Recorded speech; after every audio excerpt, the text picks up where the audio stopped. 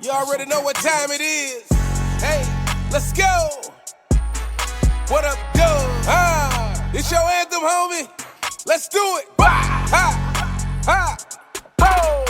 What up, Doug? What up, Doug? What up, Doug? What up, Doug? What up, Doug? What up, Doug? What up, Doug? Let's talk. Let's talk. Let's go. Let go. Let's talk. Let's talk. Let's go. This say go. What up, Doug? What up, Doug? What up, Doug? What up, Doug? What up, Doug? What up, Doug? What up, Doug? What up, Doug? Let's talk. Let's talk. Let's go. Let go. Let's talk. Let's talk. Let's go.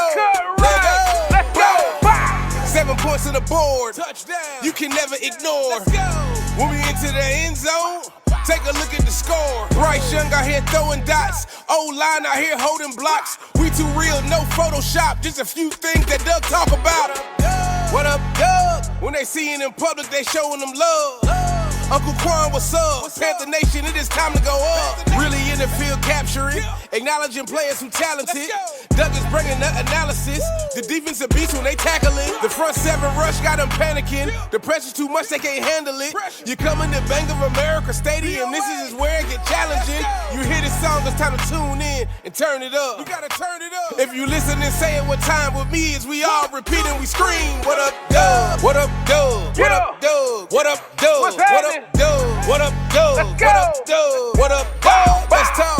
Let's talk. Let's go. Let go. Let's talk. Let's talk. Let's go. This say go. What up, Doug? What up, Doug? What up, Doug? What up, Doug? What up, Doug? What up, Doug? What up, Doug? What up, Doug? Let's talk. Let's talk. Let's go. Let go. Let's talk. Let's talk. Let's go. Let go. Let's go. Shout out to my man, what's up, Doug? Make sure y'all tune in and tap into his journey and everything that he's doing. Carolina forever, Panther Nation. It's go time, let's go. What up, Doug? Bow, bow. What up, Doug? Bow, bow. Let go.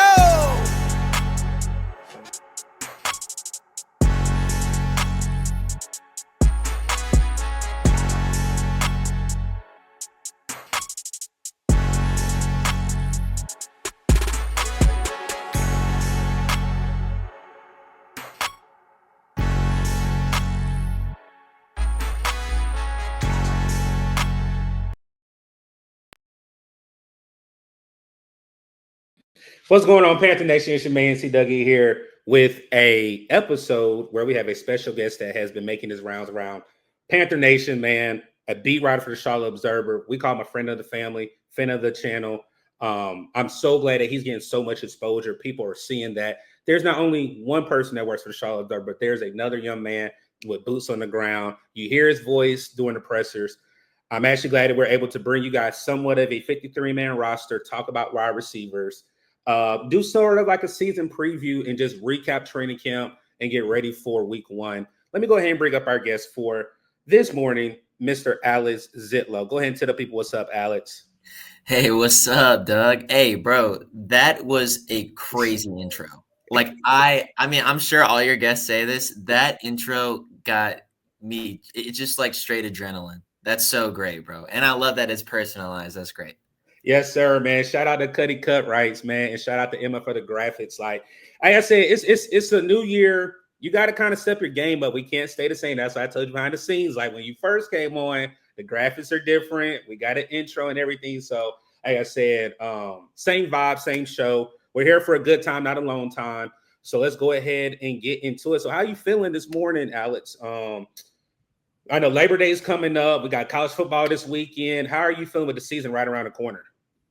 I am a bit anxious to get started, as I think a lot of people are. I'm also quite exhausted. The past 2 days, well, specifically Monday, Tuesday, and Wednesday, with all the cuts that the Panthers made, and then on Monday and Tuesday, and then on Wednesday when they made that blockbuster trade of Adam Theilen sending him to Minnesota, and then also figuring out what they're going to do with Hunter Renfrow, building the practice squad, cutting Jaden Crumedy to make room for these two waiver wire guys. Like there was just like so much stuff. And then on top of that, we all go to practice, and I noticed that Ike Ekwonu isn't practicing for the second straight day. I asked Dave Canals, what's up with him? And he had an emergency appendectomy. And so like he's now day to day technically, but he's questionable for week 1 essentially. And we're all just like, wait, so after all this, like the thing that is getting buried is the bit bomb. The bit bomb. Right. The thing that is getting buried is the Panthers' just starting left tackle might not play week 1. That on top of the fact that Damian Lewis, the left guard, is still struggling with the shoulder thing that he's been battling for a while in training camp. So that whole left side of the offensive line might be an issue, and they're still trying to figure out what they're going to do with this receiving core. It's just like so much stuff. And I know, and I know that you are doing a good job parsing through it, but man, it can get a lot. I'll say this. I mean, you basically gave the intro for what we're going to talk about. We're going to talk about the wide receivers. We're going to talk about the strengths on this team. Talk about 53-man roster. Talk about practice squad members. Hendon Hooker had his first interview with the media yesterday. I think they rolled out the red carpet. It wasn't too harsh with certain questions. They did hear a question about, how many teams were you in contact with? He kind of sort of, shied away from it. But I'm actually glad that he's back in North Carolina. I'm a Greensboro native. Again, 336 in the building.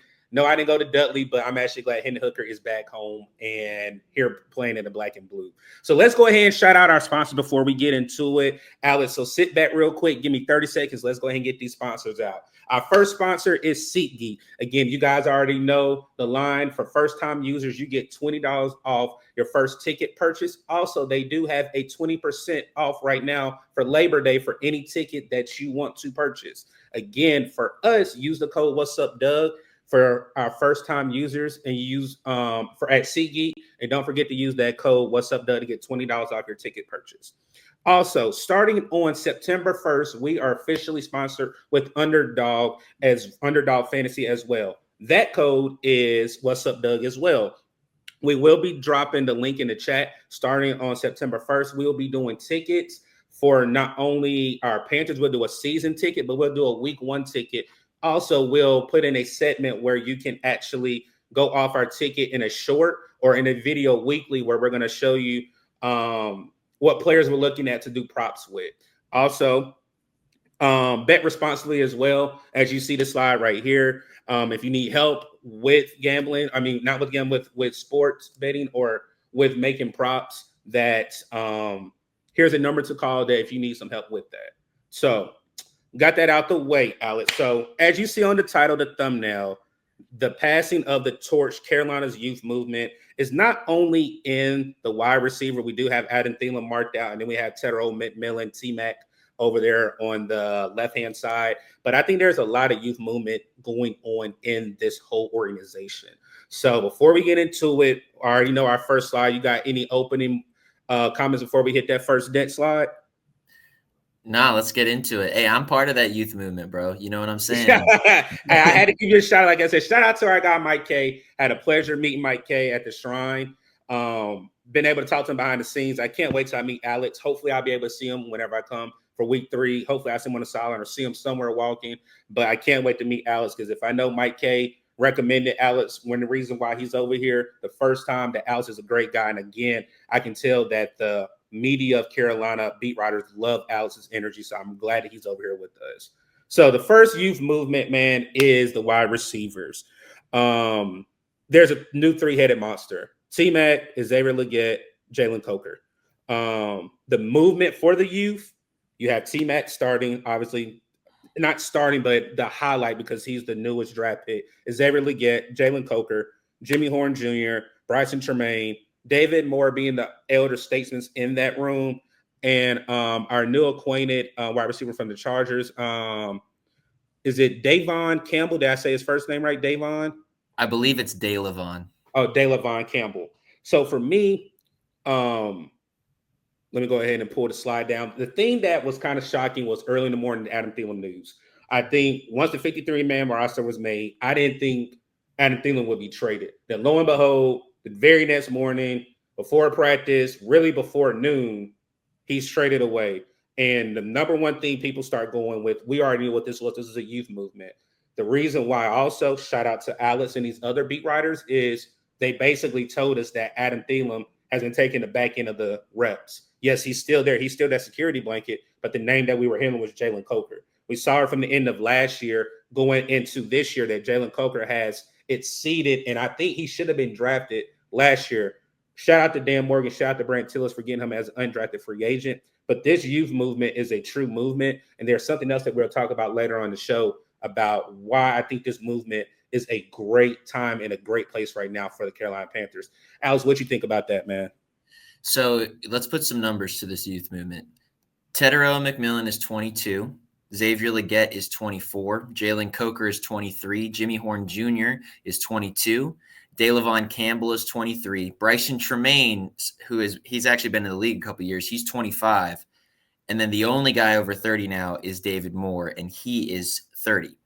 So that is a legitimate youth kind of thing that the Panthers have going on in their wide receiver room. And youth is a good thing because this Panthers team isn't playing for 2025 necessarily. Yes, they want to show progress, but they are also playing for 2026 really being the year that this first iteration of the Dan Morgan and Dave Canales team, that's like the first iteration of this experiment. At least that's how I've kind of viewed their partnership. So a lot of things have to go right for these guys to truly, reach their potential. Among those things is Bryce Young has to be good. Facts. If he isn't good, if he isn't confident, if he is, this guy who, if he's not what he was at the last 5 games of the year, like we can talk about the receivers all you want. And I've been saying this for a while. Bryce Young is, I think he's among the streakiest quarterbacks in the NFL. I also think that there are no excuses for year 3. Thank you, Alex.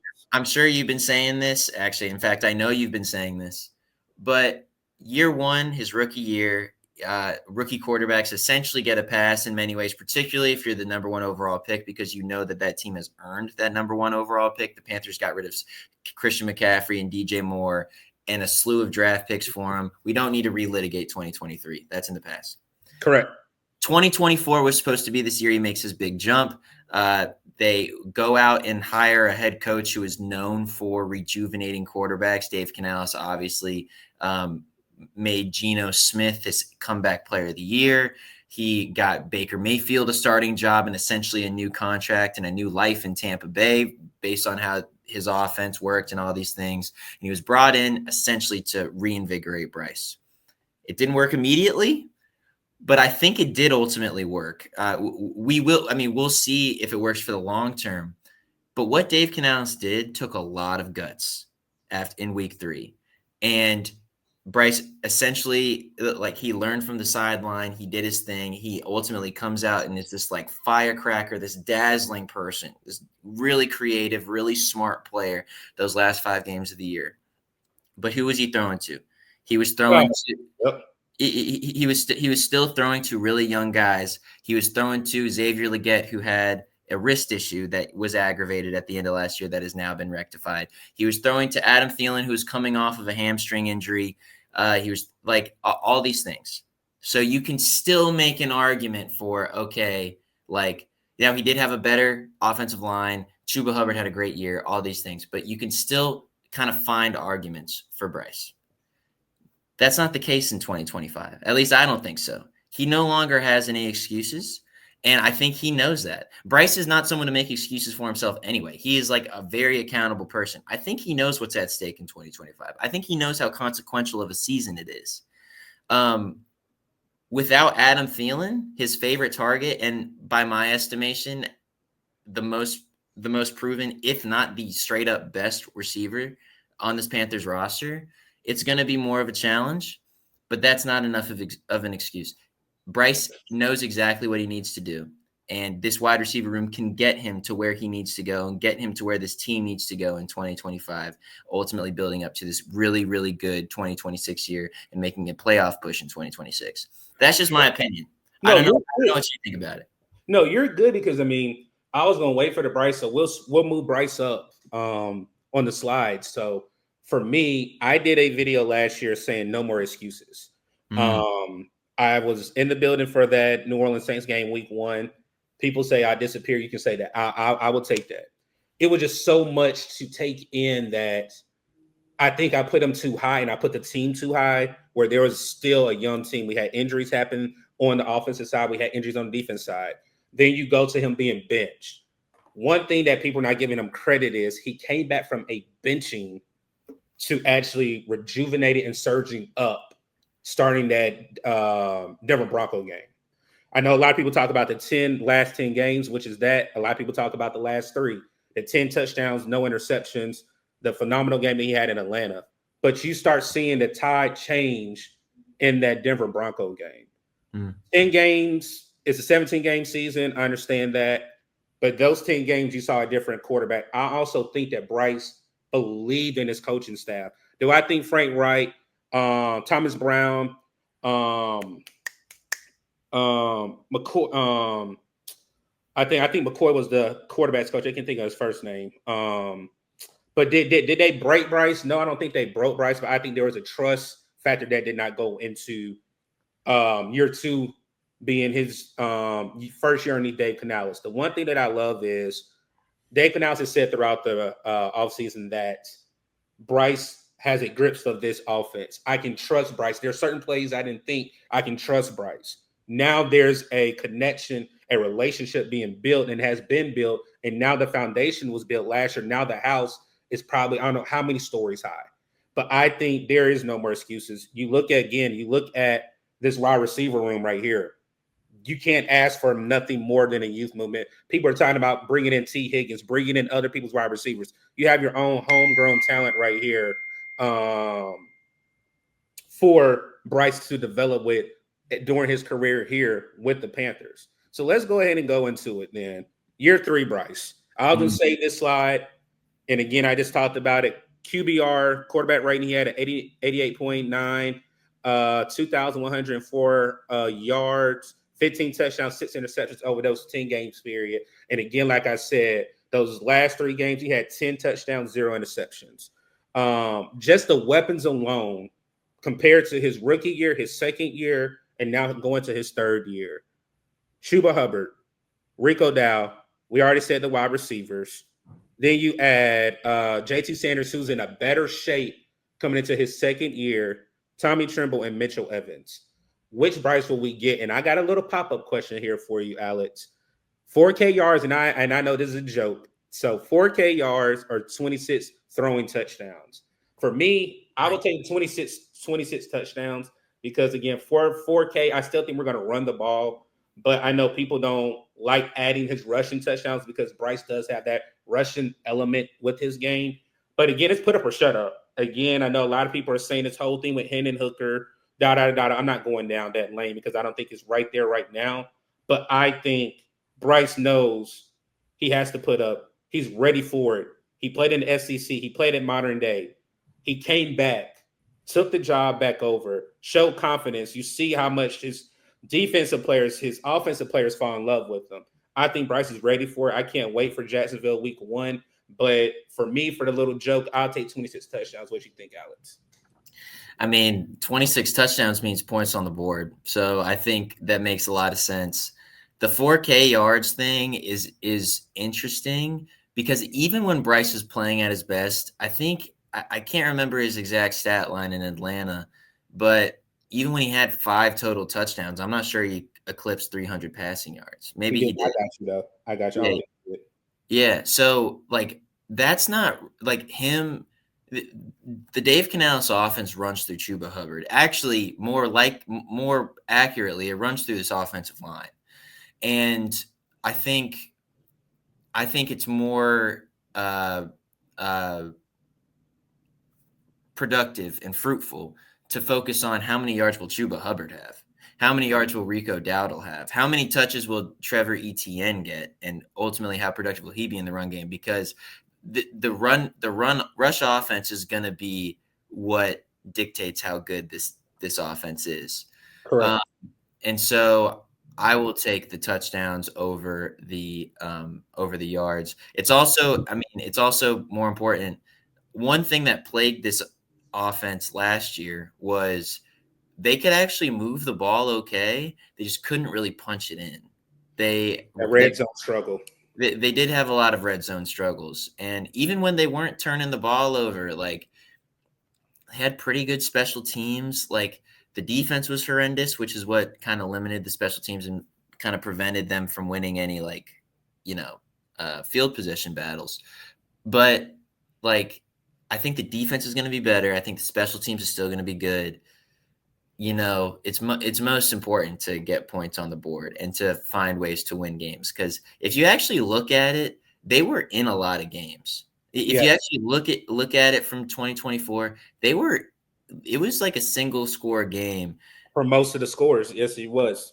Which is like kind of interesting because you think, oh, everything was so lopsided. Well, you just remember that 73-13 scoring margin the first 2 weeks, and then you kind of just say, okay, you kind of like forget everything else until you get to the end when the Panthers won 2 of their last 3 and whatever else it was.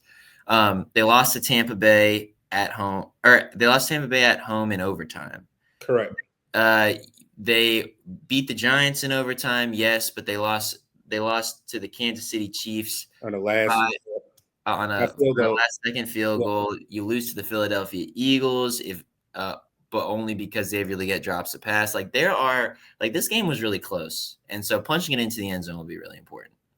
I will tell you this, and the stat line he had was 25 completions over 34, 251 yards, 3 throwing touchdowns, ran 5 times, 24 yards, 2 touchdowns. So that's what that gives you that 5. He's also just like a beast in the run. I don't know why people don't talk about that more, but he is like a really effective runner. Yeah. So would you call Bryce Young a dual threat? Because when coming out of college, he wasn't a dual threat. I would call him a dual threat quarterback. So he developed that trait.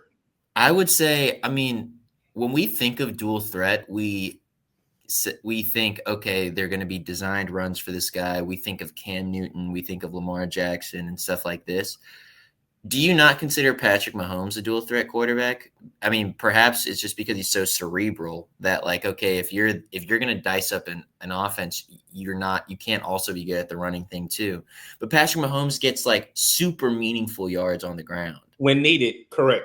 Exactly. So I don't know. Maybe I have too broad of a definition for what dual threat means, but yeah, I would totally consider Bryce Young dual threat. I mean, it's a broad topic with that, where I think a lot of people, it's just depending on your definition of a dual threat. But I do say that Bryce has that running ability where you cannot sleep on if you do or don't. I mean, if you do, he's going to hurt you with his legs. So let's go ahead and go 53-man roster real quick. Reactions, Shot Tuttle. I know how people say I am a Shot Tuttle hater. I just didn't want Shot Tuttle on this fan. And I know, Alex, you'd be like, duh, not you. No, I did not like Shot Tuttle on the Panthers. I do know Curtis Burns did come back. We got Hunter Renfrow up here. And like I said, I think out of those 3, the biggest mystery is Hunter Renfrow. It's been said that his agent said that there are other teams looking out for him. I've heard Oakland. I've heard Green Bay. Dave has said it. Dan has said it. Panther Nation has said that we want Hunter Renfrow back with Adam Theilen gone now. Also, one other standout for me was the camp standouts, a Bryson Tremaine, a Corey Thornton, and a Caleb Evans making the team. One was claimed before the season started. 2 are undrafted free agents. One thing that I love how let me cam back up. One thing that I love is how Dan Morgan and Brent Tillis have been able to find gems as undrafted free agents. The draft doesn't just stop once that 7th round is over. There's plenty of talent that has fallen through the cracks, fallen out of the draft, and that can come in and produce. Corey Thornton did exactly what Jalen Coker did last year. Took the bull by the horns and took advantage of it. Caleb Evans, I was kind of surprised, but hearing from you guys, he was a light at the end of the tunnel that definitely deserved opportunity. So for me, do I still think Hunter Renfrow was signed with the Panthers? I'm not quite sure.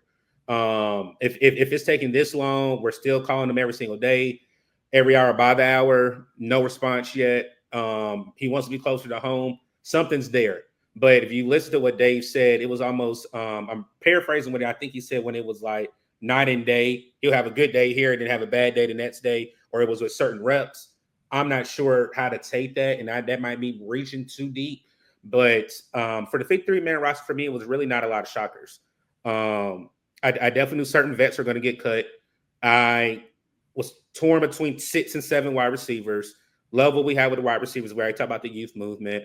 And I love how our undrafted free agents, rookies, got opportunity to be on this roster. And I think he's Bam Martin Scott, the linebacker from South Carolina. Love that he got his opportunity. Had a great showing against the Pittsburgh Steelers in that last preseason game. So, Alex, what you feel about the 53-man roster? I already know you and Mike K and then all the beat writers, y'all have had y'all conversation, but how are you feeling about it, man? I think this roster is really well constructed, just a blanket statement.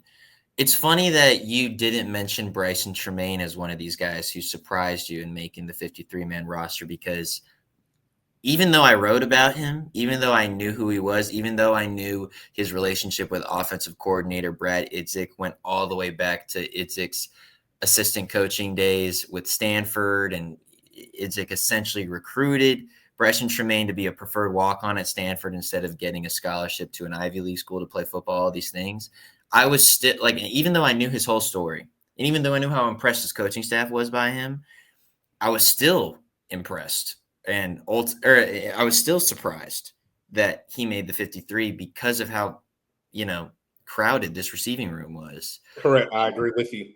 And upon talking to some people and really getting to the bottom of it, I think Bryson Tremaine is probably going to exclusively play special teams, at least at the beginning. It's really hard for these depth wide receiver guys to get reps as a wide receiver. Like, it's hard. I mean, it's Jalen Coker who was on the field when Adam Theilen was in the game. It was hard for him to get snaps because he was kind of brought into that slot role, that Y role when Adam Theilen was out. And then once he produced, he came back in and they had to kind of figure out a new role for him. It's just difficult to get to throw the ball to as many players as you can. So I say all that to say, I think Bryson is going to be a special teams guy. He's proven that he can do that. He also did kind of impress in camp. He caught 2 touchdown passes within the span of 5 minutes one camp when Andy Dalton was throwing to him. So, that's one interesting thing. I thought it was interesting that they went to the waiver wire and picked up a wide receiver personally. DeLavon Campbell, I don't know a ton about him. I know that he's super fast, and that's like his big thing. I think he's something like 6'4". I need to look this up, but I know that he ran like a 4.40 at the South Carolina Gamecock Pro Day. So I know he's got skills. I know he's got talent. It is interesting though that they decided to just add a 7th wide receiver while Hunter Renfrow is still out there, because Hunter, and according to the Observer's reporting, I know the team has only announced 15 practice squad signings, but according to the Observer's reporting, that the practice squad is all filled up with 17 guys, 16 plus Maz Mwanza, who's doing who doesn't count, with the international player pathway program. So, where does Hunter Renfrow fit into this? If they truly do want to bring him back to the 53, do you just sub him out for a wide receiver, probably DeLavon, or do you have 8 wide receivers and trim off somewhere else? I don't even know where you could truly, because you could say, oh, well, the offensive line has 9 guys. Well, that depth is literally already being tested right now. So it was interesting that they just brought in another wide receiver, purely because this Hunter Renfrow thing I'm hearing all the time. Dan Morgan talked about it today. Dave Canales talked about it yesterday. I'm hearing about it all the time. They are in constant communication with him, and they want to be a part of his future, whatever that looks like. But what does it look like? I don't know how. I truly don't know, because there's no room. Unless if you want to make another cut and have him just sub in for another wide receiver. I don't see it there being any room. So for me, I think, and I'll pull this up. When you look at it, you have 2 wide receivers on the practice squad, and that's Joshie Reed, who we brought back, that was with us during training camp, and Anais Smith. The thing for me is, you just said it. Who are you going to cut back? We're preaching linebacker depth.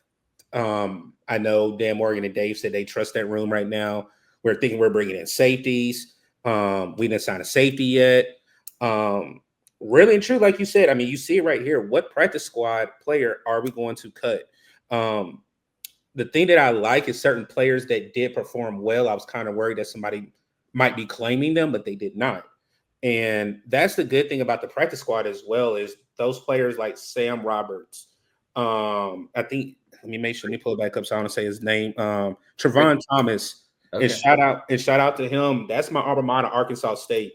I was so glad whenever he was brought back, because a lot of people sleep on group of 5 players when they don't get the opportunity. So for him to stick around and possibly work out for the future, I love how he got an opportunity. Barnes was another one as well. I picked the wrong one. Barnes was another one as well. Then Boogie Basham, a lot of people were talking about that they love. So who are you going to cut, like you said? Who exactly are you going to cut where you're going to bring Hunter Renfrow back? And it's nothing bad against what Dan and Dave have said. Is more of, we're calling you, but we can't wait. Because now we're in a waiting game. Either you're going to come back or you're not. And they're not going to say that, hey, you have a timetable or a timeline. I think they're not going to do that. But the question, I think, the question I'm going to ask, Alex, do you think it's important to have Hunter Renfrow sign with Carolina because people said Bryce has lost his security blanket for Adam Theilen now? I think that it would be nice to have Hunter Renfrow, because I personally think that he is really good, and he still is clear. The fact that he kind of had a drop off after this hamstring injury came up on him, I don't put a ton of stock in that. I truly think that he's still in shape. The way that he was running the preseason game is still fine. He sounded fine right after the preseason game when we asked about his health. You know, he's fielding other offers from other teams. Yep. I think that it would be really prudent of the Panthers to somehow find a way to get Hunter Renfrow back on this roster. He's really good, and they could stand to use. I know we talked about the youth movement along the receivers, but this team could stand to use another elder statesman. And he's not even that old. He's 29 with after just looks old. That's all it is. Yeah, I mean, he's 29. He had a whole year off battling ulcerative colitis, so that's one whole year where he didn't get beat up by defensive backs. So you could make the football math that he's 28. I mean, I was utterly shocked that they didn't keep Hunter Renfrow. Personally, I was like, whoa. And to do that, and ultimately to not they're trying to bring him back on the practice squad, but not be able to immediately is also kind of interesting. And so we got Alex Zietlow from the Charlotte Observer joining us this morning for our season preview, 53-man roster, and a new era in Carolina. So, Alex, let me go ahead and pull this one up. Roster status. Strengths, the strongest and the weakest. I think our 2 strongest positions are on the offensive side of the ball, and that is our O-line. Obviously, you bring back all 9 players back from last year. Wide receivers is our second strength. And obviously, for me, I think our weakest position groups on here are our interior linebackers, which is at 4, and then our safeties, which is at 4 currently. And the question I'm going to pose to you, Alex, what are our strongest strengths and weaknesses? Do you agree that is wide receiver and O-line for strengths, and interior linebacker and safeties being our 2 weakest? I would agree with you on the inside linebacker being one of the weakest. I actually do really like the safety room. And I understand where fans' consternation is coming from because, oh, wait, Nick Scott was starting this preseason. You're telling me that he's the best safety that we got after they saw him last year struggle at times. Correct. I'm a believer in Damani Richardson. I will scream it from the rooftops. I think last year was the team's most reliable tackler. And then Lathan Ransom has given the Panthers nothing but positivity, nothing but optimism. So, and having 3 starting caliber safeties is really important. And even if you want to include Nick Scott in that starting caliber thing, maybe he just had a down year or whatever, like he is still a special teams ace, and he is still someone in the locker room on this defense that his teammates go to, his teammates talk to. And he is like a codified leader on this team. So, I mean, when you look at that room, I think it's actually not that bad. Particularly if you go, okay, well, Trayvon is going to be so versatile. He might line up as a nickel corner. He might line up as a linebacker, or he might be one of the 2 high safeties in one of these formations. Like he can do everything. I really like the safety room. I understand the 4 names are scary. You kind of want a 5th if you're going to be in the safety room. Really, this defensive backfield is pretty thin in just terms of sheer numbers, but that's what you get when you keep so many offensive linemen and so many wide receivers. I understand that. If I'm going to choose another weak link along this team, let's see. It would probably be the defensive backs, the cornerbacks. Okay, so all DBs. Yeah. Yeah, I mean, we can like, I guess that's splitting hairs to you, but like a Caleb Evans, I know that he did have a couple good plays in camp. I actually didn't notice him as much as my colleague Mike Kay did. Corey Thornton had a really good camp. He still doesn't have a draft pick pedigree. He is still this diamond in the rough guy, and we need to show. And he's not a diamond in the rough yet. Like he needs to show it against other teams when teams are trying to scheme against him. Correct. Mike Jackson got paid and absolutely deserved to after a wonderful year last year. But what if that's his zenith? You know, what if that's his peak? Like he wasn't flawless last year, but what happens if he does take a regression to some sort of mean? We don't know. J.C. Horn was wonderful last year, Pro Bowl caliber, absolutely deserved to be paid, one of the top cornerbacks in the league. But he was really durable last year. What happens if these injury things keep cropping up? Like I can just like pinpoint every defensive back and be like, or the only guy really is Shaw Smith-Wade. Who I was waiting to hear that name. I was waiting. Really, the only guy who I'm just like, yeah, heck yeah, is Shaw Smith-Wade, which is kind of interesting. I mean, obviously, I'm heck yeah about J.C. Horn too because he's wonderful. But like with the injury thing, so and Mike Jack can turn it on. He had I cannot understate how great his first year was, particularly from a durability standpoint, bro. He was on the field all the time. But like there are all these arguments that you can make against them when you're trying to say, oh, how do I feel about this? How do I feel about that? So that's kind of where I'm at with this defensive back room. Well, I mean, I'm not going to be naive. Everybody, you see the artwork behind me. I'm a big J.C. Horn fan. You've heard me talk about it. I was a GA, Arkansas State, coaching with DBs. I understand how important that room is. The good thing about it also, and the important part is your back end helps your front end and your front end helps your back end. And again, we can't have any bodies go down in either safety or cornerback room. So I agree with you on that. I think I was just more with Corey Thornton and the showing that he had, I was kind of more comfortable with that room than the safety room.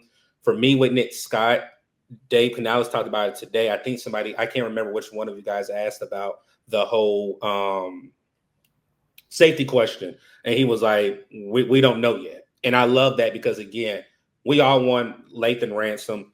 I think for me, he only had one bad play against the Pittsburgh Steelers. I think that's when he missed the tackle. Other than that, he had a flawless game against the Pittsburgh Steelers in the last preseason game.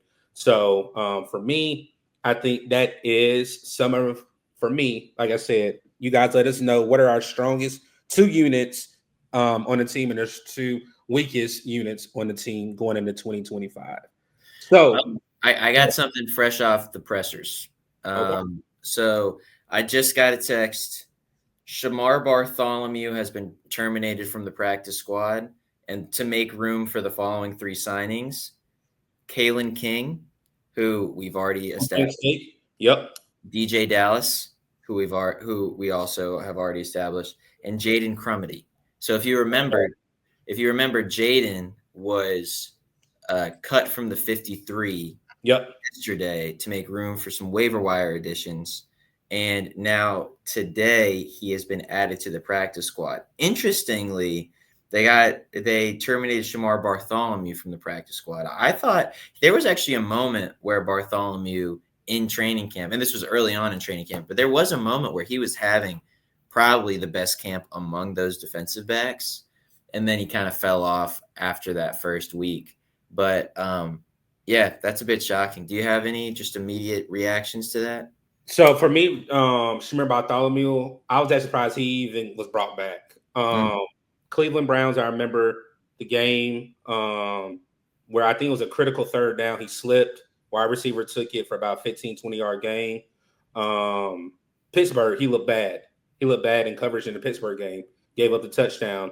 For me, one thing that I saw in a small clip and small highlights, he had bad feet. He didn't trust his feet. And that's one thing you have to do when you're a corner. You have to trust your feet. You have to trust your feet. You have to have good eyes. He had dirty eyes a lot of times. Caleb King, I actually like coming out of Penn State. I thought we would have signed him as a draft pick. I'm glad that he is a part of the Panthers. If I'm not mistaken, I read something that he's going to be a special teamer. Is it DJ Dallas? DJ Dallas.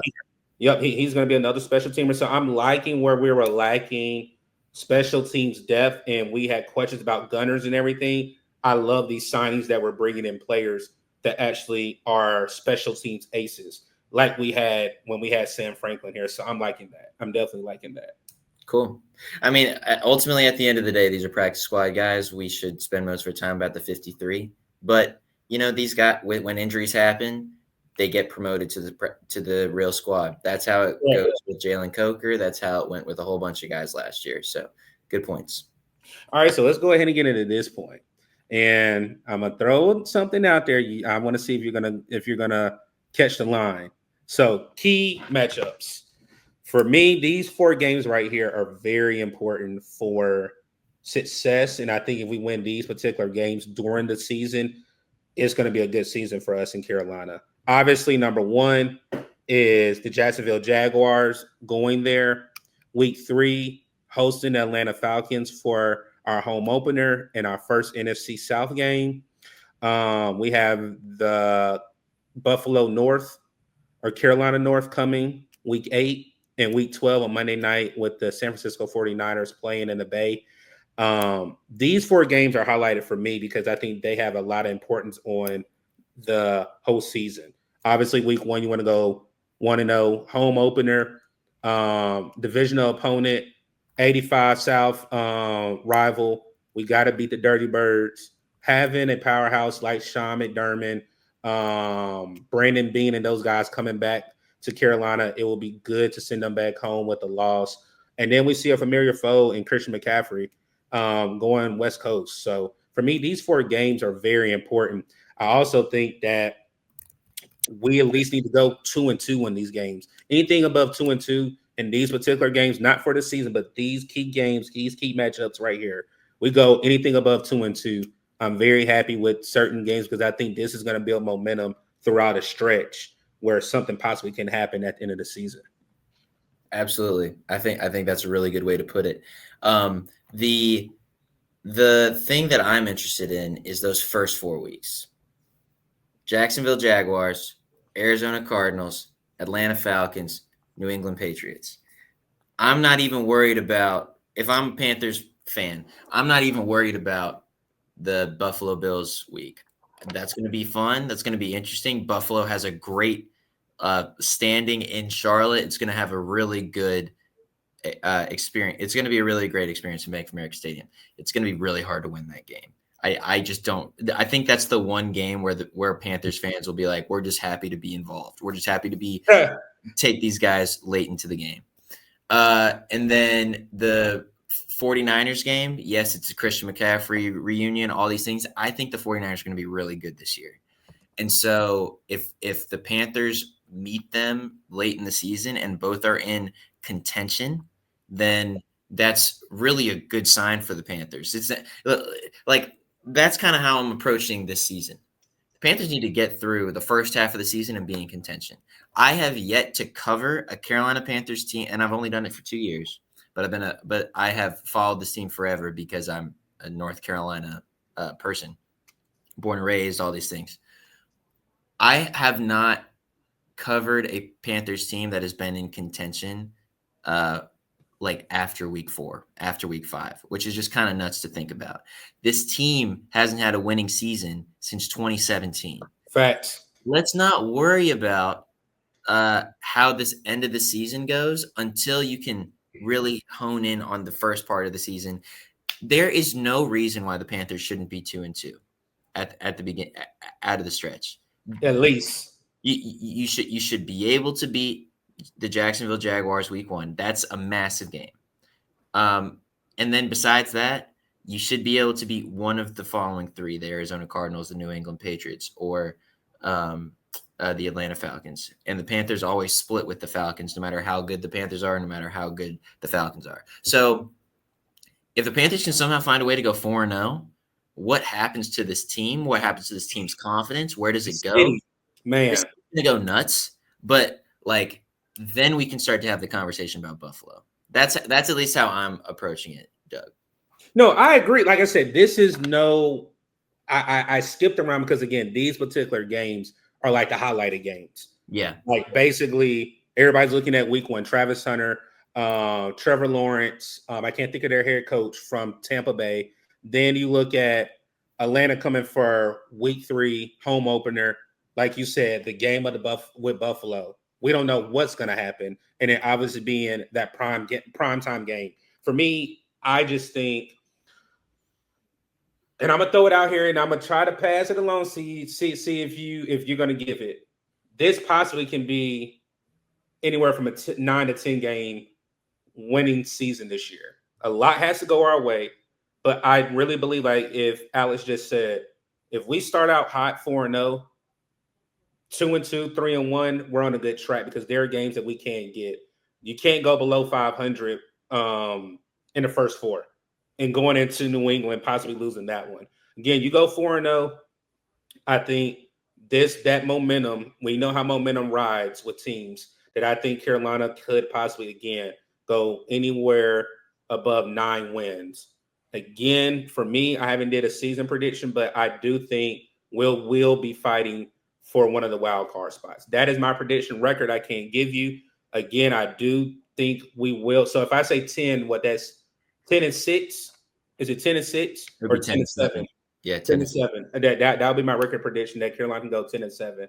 Vice versa, the floor can be 7-10, which I hope it is not. But I'm going with a 10-7 record going into 2025. Yo, that is very optimistic. And guess what? Like, you have reason for optimism. They have upgraded this defensive line. The defense should be better. All of it. I mean, I hate to be a broken record, but this all rides on Bryce Young. And that's the reason why I flip. It can go 7-10. Anywhere I see literally 10-7 or 7-10. That's where I see. I think I mean, I'm going to write a longer rationale about this. I think I've finally landed on 8-9. So I see that. So I see what you mean by 7-10 versus 10-7. But that makes perfect sense to me. And guess what? If Bryce doesn't have a good year, could it be 6-11? Yes. I think this offense is talented enough. Like, I think last year, even though they only won 5 games. And yes, Bryce won them one of those games, but the rest was just like turnovers, working out well for them. Andy Giants game was won. Yes, exactly. Like, that was the Giants game was not Bryce Young winning that game. That was Daniel Jones turning the ball over at the most opportune times for the Panthers, and for the Panthers getting a fumble on the opening overtime period where they didn't even move the ball after that. Eddie Pinheiro just kicked a game-winning field goal. So it's like this team is good enough to where if Bryce Young just doesn't lose them the game, they can win 5-6. But guess what? Bryce Young has shown that he is good enough, at least this preseason and this training camp, to where he can win them a couple games now. Yeah. That's the next step in Bryce Young's progression. If he can do that, playoff possibilities are there. But he needs to do that first. Well, I appreciate you, as like I said, you have been up here twice, so you are family now, my guy. Let's go. If tell the people they should already know where to find you at, but what you have in store leading up to the season and where they can find you at, Alex. Yes, absolutely. You can find me at Alex Zietlow 05. That's AlexZietlow 05 on Twitter or X or whatever we're calling it nowadays. You can also catch me on TikTok. I'm trying to build this following on TikTok. I know it might be silly, but I am at Alex Panthers on TikTok, so you should check me out there. I'm just posting videos from interviews and from stuff I see at practice and all these things. And outside of that, man, follow the Charlotte Observer. Subscribe to your local newspaper if you can, if you're able. We have a lot of really good stuff beyond just transactional things. We try to, tell stories about the players or the humans behind the players, the faces behind the masks, and so on. So we try to do our best stuff there. You don't exclusively get me and Mike and also Scott Fowler, our columnist. You also get access to all local news in Charlotte. And hey, local journalism can save the world. So that's my thing. Thank you so much. This was a lot of fun, bro. I appreciate you. Hey, real quick, you better shout out that podcast because I heard you and Mike this morning. You did not shout it out. My podcast, you can that's good. You can also check us out on Spotify, YouTube, Apple Music, wherever you get your podcasts. Our podcast name is called Processing Blue. Yes, so sir. Check us out. That's just me and Mike screaming at each other and random things, and Mike getting me upset and all these things. And it's just great. It's just great TV. Yeah, man. Like I said, everybody enjoyed their Labor Day weekend. We are on vacation going to Mexico. So I will be week 1 watching our Panthers in Mexico, man. So again, I appreciate Alex bringing up a pre-preview for the season. Also, again, do not forget September 1st, we are sponsored officially by Underdog. Stay tuned next week for our tickets that we will be posting on the channel. Also on our social medias, as you can see at the bottom. So again, it's your man C. Dougie here. We appreciate Alex Zietlow from the Charlotte Observer joining us tonight. Everybody stay safe. Until next time, keep pounding, and let's go 1-0 week 1. Peace.